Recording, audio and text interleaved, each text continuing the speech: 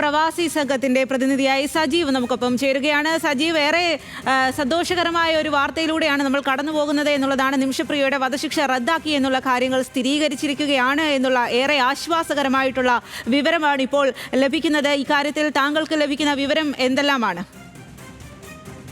ഇതുവരെയും ഔദ്യോഗികമായ സ്ഥിരീകരണങ്ങളൊന്നും ലഭിച്ചിട്ടില്ലെങ്കിലും അനൌദ്യോഗികമായി ലഭിക്കുന്ന വിവരങ്ങൾ നിങ്ങൾ നേരത്തെ സൂചിപ്പിച്ചതുപോലെ വധശിക്ഷ റദ്ദാക്കി എന്നുള്ളത് തന്നെയാണ്.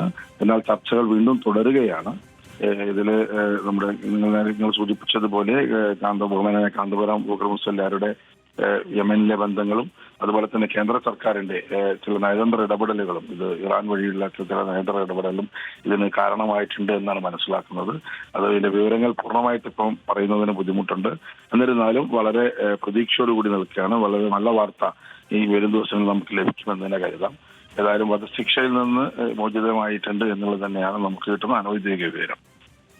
അതെ, അത് കൂടുതൽ കാര്യങ്ങൾ ഇനിയും പുറത്തേക്ക് വരേണ്ടതുണ്ട്. എന്തായാലും വധശിക്ഷ റദ്ദാക്കി എന്നുള്ള കാര്യം ഏകദേശം ഉറപ്പിച്ചിരിക്കുകയാണ്, ഏറെക്കുറെ ഉറപ്പിച്ചിരിക്കുകയാണ് എന്ന് തന്നെയല്ലേ മനസ്സിലാക്കാൻ സാധിക്കുന്നത്?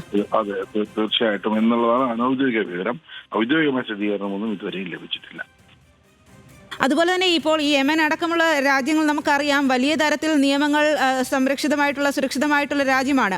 അവിടെ നിന്നുമാണ് ഇത്തരത്തിൽ ആശ്വാസകരമായ ഒരു വാർത്ത ഇപ്പോൾ പുറത്തേക്ക് വരുന്നത് എന്നുള്ളത് തന്നെയല്ലേ ഈ ഒരു സമയത്തെ ഏറ്റവും പ്രധാനപ്പെട്ട കാര്യം? തീർച്ചയായും അത് അവിടുത്തെ നിയമത്തിന്റെ അകത്തു നിന്നുകൊണ്ട് തന്നെയുള്ള ഇസ്ലാമിക് ശരിയ നിയമത്തിന്റെ അടിസ്ഥാനത്തിലുള്ള ഒരു ഇടപെടലാണ് അതിൻ്റെ അകത്ത് നടന്നിട്ടുള്ളത്.